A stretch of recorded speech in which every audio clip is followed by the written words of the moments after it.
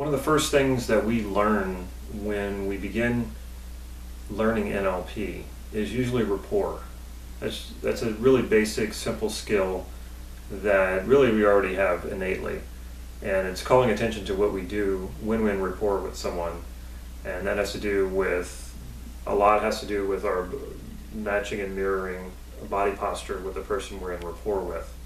There's also more subtle things like matching their breathing, matching their tonality of their voice. So you'll see and hear a lot of these things, and then you can match and mirror.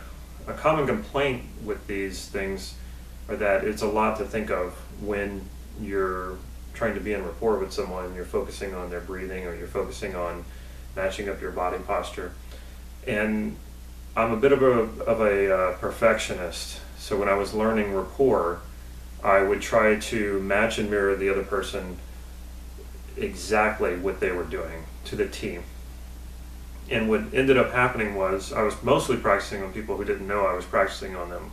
It was some of my sales clients and our prospective clients. And whenever I was matching and mirroring them and mirroring their gestures and their head movements and their breathing, I was doing it so much that I think unconsciously they knew I was doing something, but they couldn't tell exactly what I was doing. And they seemed to be a little freaked out, a little afraid of me.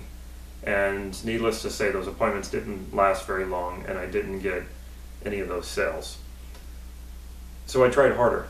I tried to match and mirror even more so. I didn't realize what I was doing or what I was doing wrong, and it was getting very frustrating, so I tried harder and harder until I finally got tired and just thought, I don't know how to do this, and I'm just going to give up.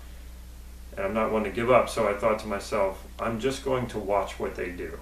I'm not going to try to match or mirror. I'm just going to watch. And when I started to notice something very, very interesting happening, when I just watched their breathing and I just listened for their tonality and I just watched their body gestures and their posture, I started to feel myself becoming more and more in rapport with them. And I remember one time in particular, I felt a deep sense of rapport, and that I was watching all these things and the person was really warming up to me. And I looked down at myself and I suddenly realized I was matching and mirroring the person unconsciously. I wasn't even thinking about it. It was just happening. Why? Because I was paying attention to them. And that's the biggest thing you're going to learn about rapport. When you're doing it right, you're not paying attention to yourself, you're paying attention to the other person. You're figuring out, or you're invested in their world. And if you're trying to be perfect, if you're trying to match and mirror perfectly, that means that you're probably putting too much attention on yourself and not enough attention on the other person.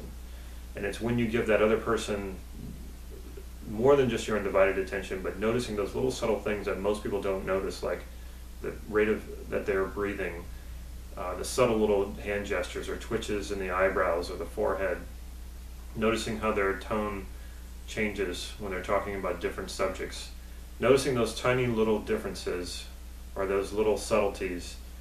The person can feel your attention on them. They can feel your attention on them in a way that most people don't pay attention to them. And that builds rapport. Instead of thinking about what you want to say next or whether or not you're matching or mirroring them very well, it's paying attention to the other person that really builds rapport. If you want to learn more about these skills, you can do so on our website, nlp-gym.com. And we also have a free sensory acuity course that you can take. It's a 30-day course. And just by doing those sensory acuity drills, you will naturally become more and more in rapport with the people you're doing those drills with, because you're paying attention to them in ways that they're not used to, and you're paying attention to those subtleties. You're catching those things that most people miss.